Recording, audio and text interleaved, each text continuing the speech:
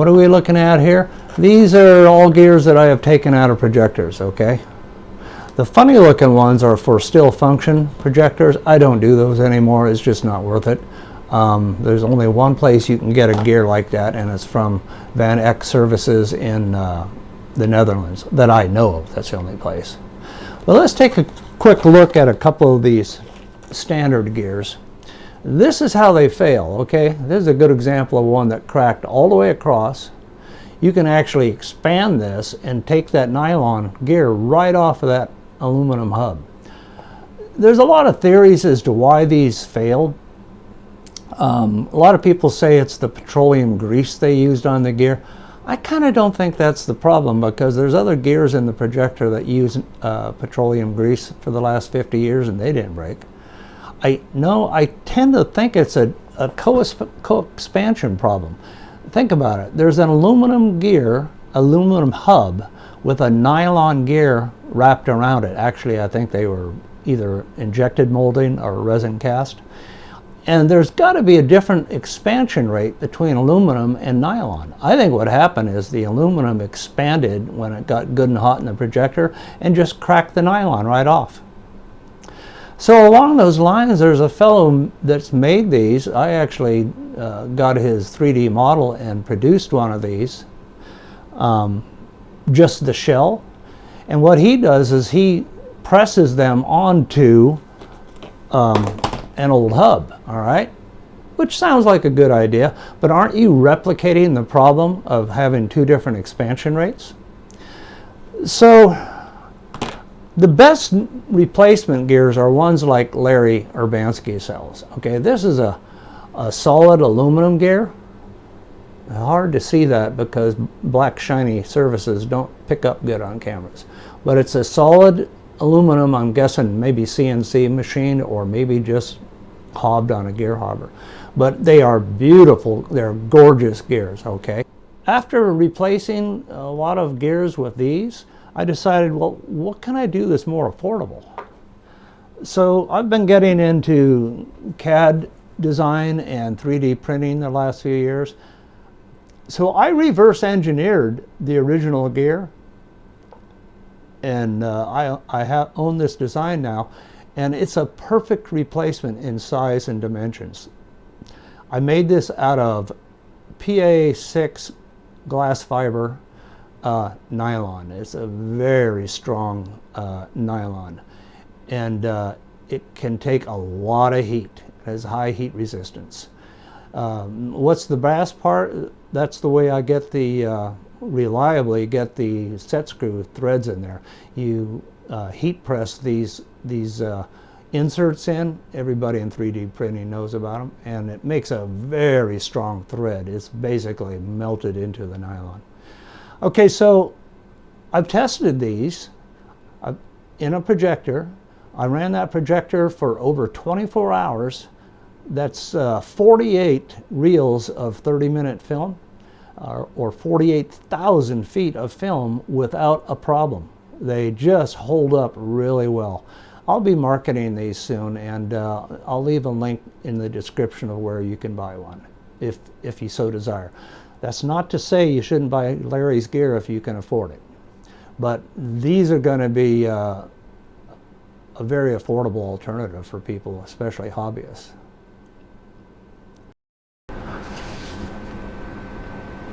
Okay, so the first thing we need to do is to take the old set screws out of the old gear, because they're perfectly good, and we need to pull them out and put them into the new gear.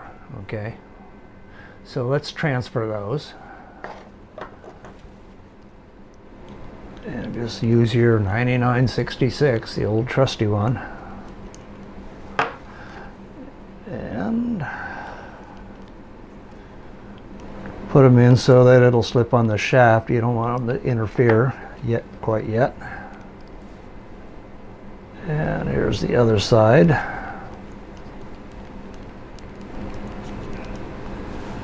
Okay.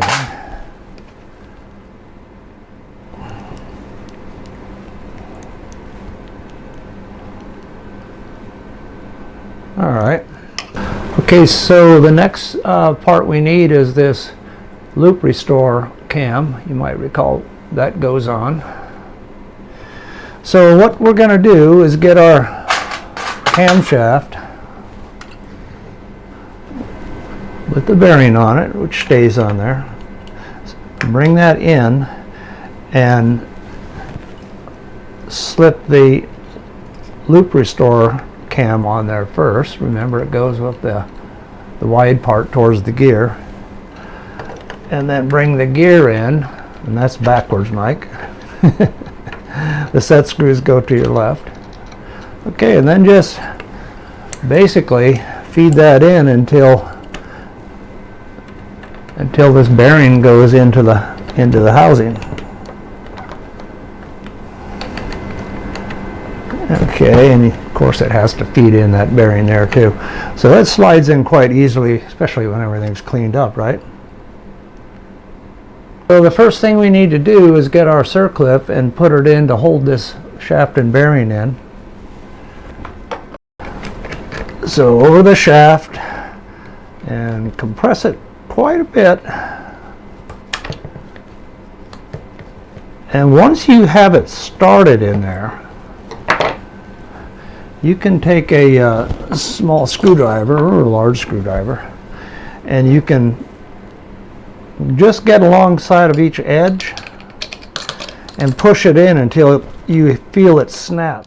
So our shaft is back in there.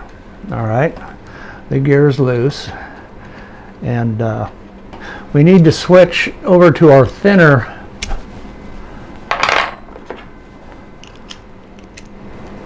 spline, which is the 64 spline, and we need to find that set screw.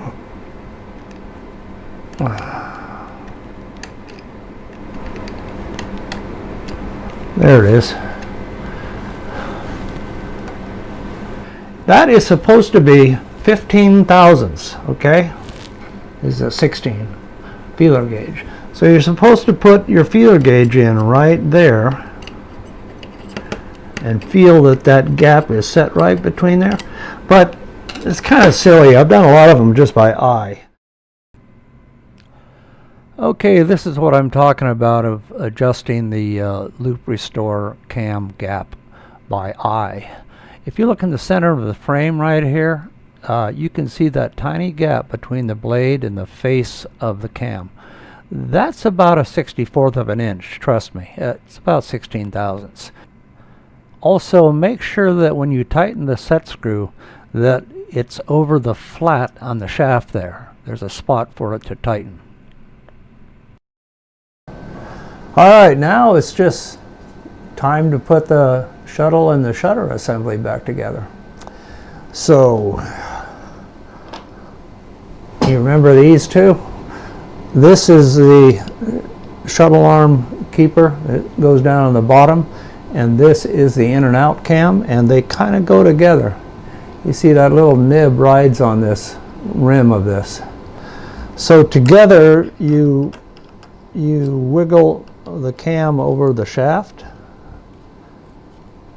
and if you use your left hand you can turn the gear until there's a little notch back there, okay, and then you'll be able to tell when it's all the way seated. Okay, it'll come out again, but you'll get it back in. All right, so we're going to go ahead and use these little flathead screws, and it is kind of handy to have a magnetized screwdriver.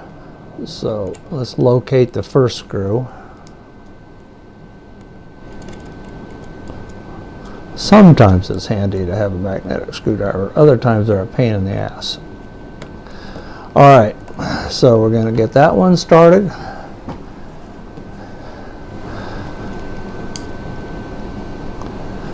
And push this back in here.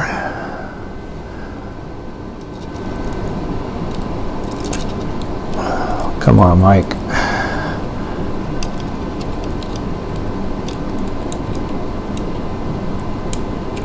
Okay.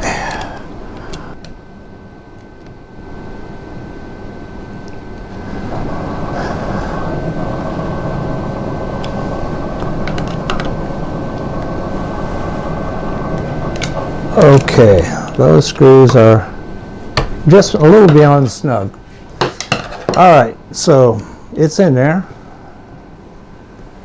And next on the agenda is these guys.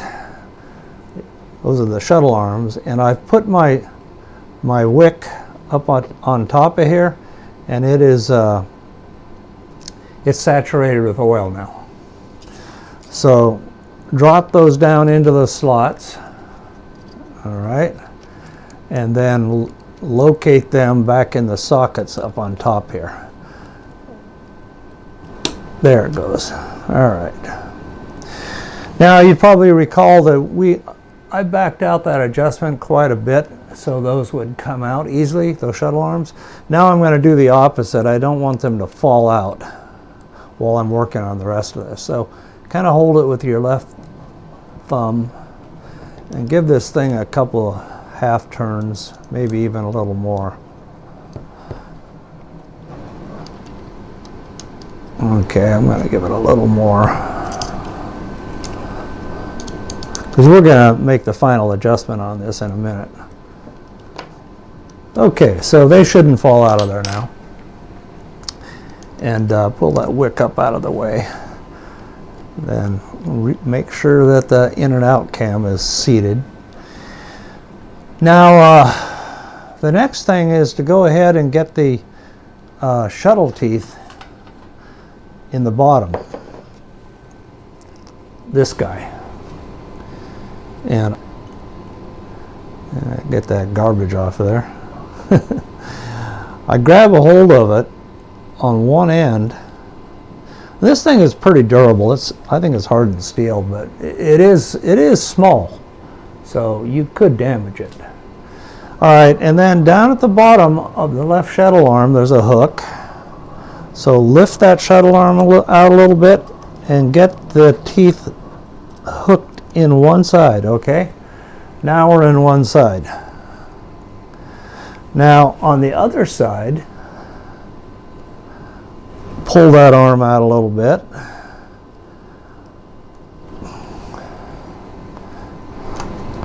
This is where the dexterity comes in handy.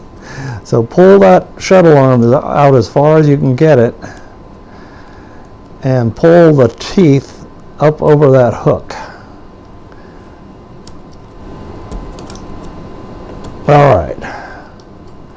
And it'll keep wanting to fall out on you. So once you think you have it pretty solid, let go of it and make sure that the teeth are now riding in that slot down there at the bottom.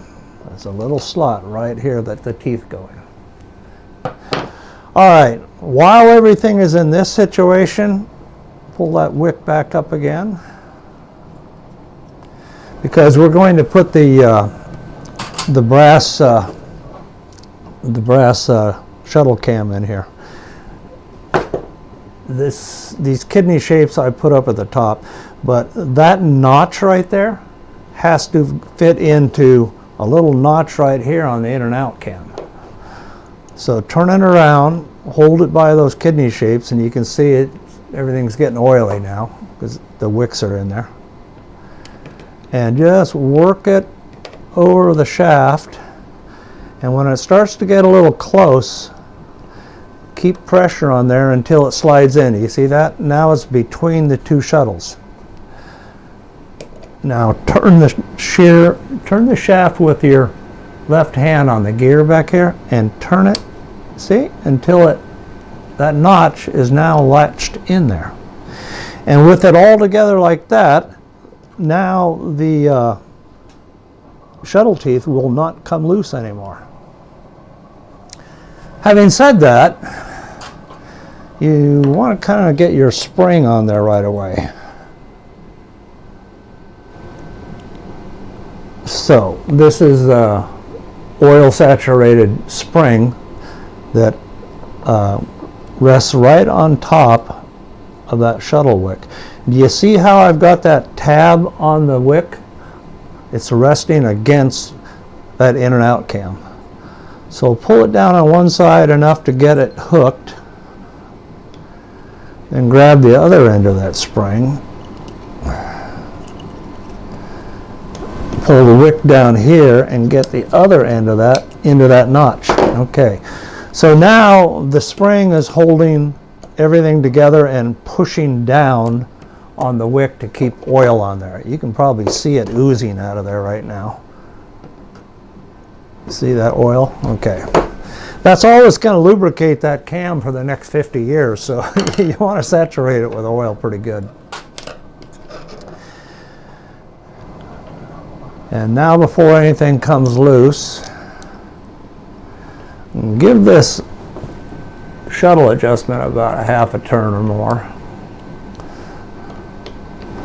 Maybe not quite that much, because it's getting tight. All right, we're moving right along here. So get your shutter and get the little, we didn't decide what we were going to call this, but this is like a little, I think it's a dampener of some kind. The way you can tell how this goes on is, can you see those kidney shapes have been embedded on that piece of plastic? So that tells me it was against this kidney shape on the gear. So slide that on over there. This hole will be at the bottom. Now put your shuttle on. Your shutter on. You know you've got this right if that hole lines up with that hole. And also there's a little, one of the openings in the shutter has a notch. Can you see that? That's to make the adjustment on the cam follower. We're not going to adjust that. That seldom needs adjusting, but that's how you know you've got this lined up. Put that on. Now take your counterweight here that has the nib. You're going to put the nib towards the inside, and it's going to go into that hole. The hole right there. So push that on. Okay. You kind of hold it together with your thumb.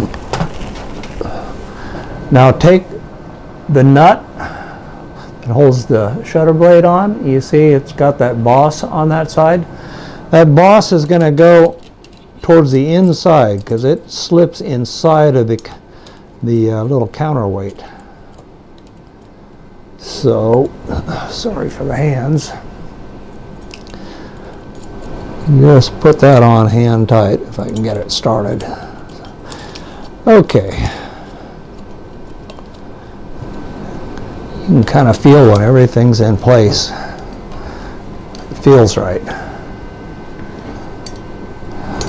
Okay. Now take your 1/2-inch deep socket or whatever you got. If you need a crescent wrench to do it, you can do that. Snug that down. And then before I do a final tightening, I look at it sideways and make sure, you can't see it, but I can. The in and out cam is right there, and you should see it waffle, okay? It's going in and out. That's why they call it an in and out cam. And you can see that the spring is on there. You can see that your ball and sockets are together up there. And the most important thing is make sure that the teeth are coming in and out, because that's where it's going to grab the film, and that they're secure, okay? All right, so I'm going to go ahead and I'm going to actually use my ratchet. And if you put something like a screwdriver through one of these holes,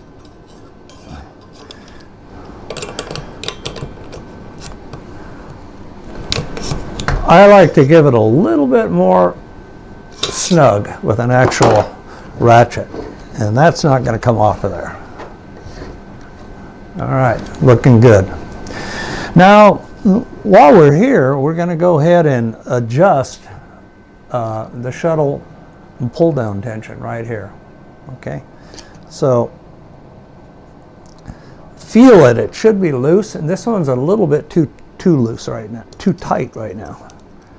So I'm going to go ahead and back that off a half a turn. Okay, so it's pretty loose. You can also reach up here and feel, you can actually see that how there's too much looseness in there, but it's nice and loose. And even the Bell & Howell original manuals pretty much said that this is how you do it. So turn it a quarter turn, see if it still feels snug, another quarter turn.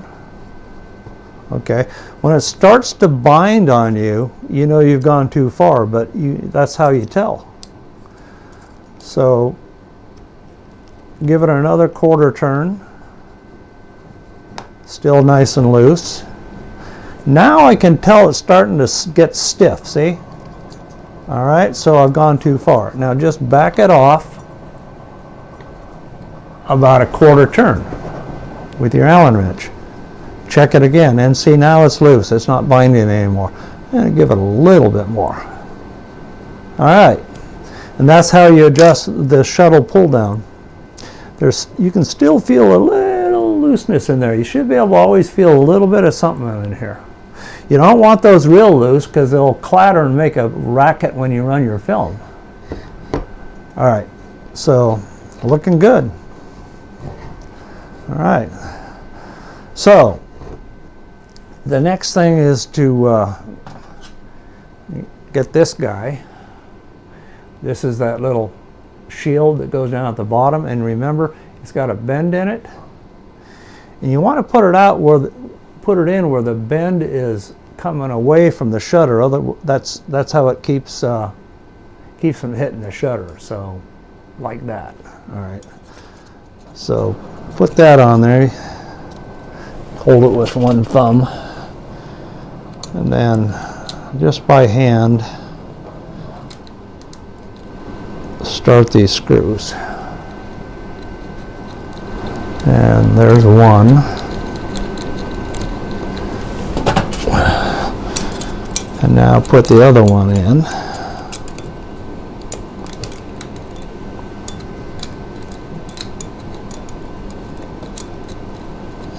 Okay. And now just tighten those down.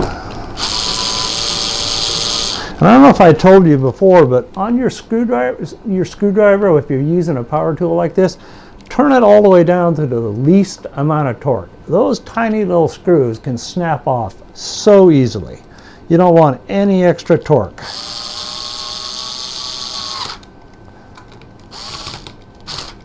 All right. Now we're ready to put our shield back on, okay? So put this in. And hand tighten the screws on it. Or at least start them so you know they're properly in the threads. I want to strip one.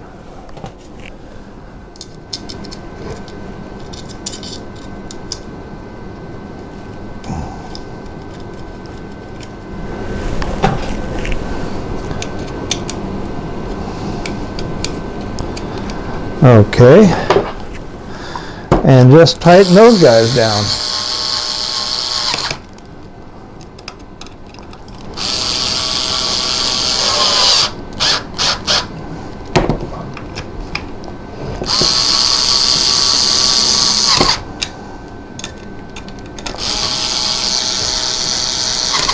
All right, and one last thing.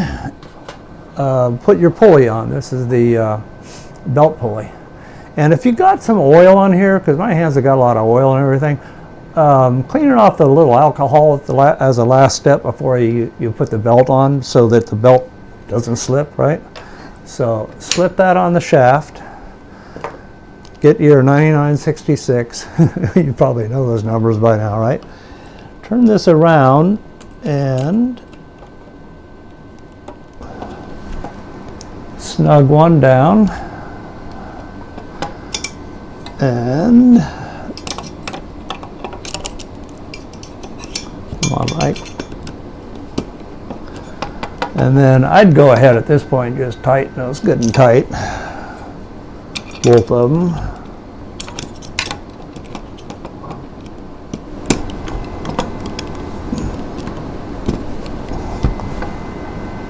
Okay, now the pulley's on. And with that, we've got the mechanism back together again, okay? Great.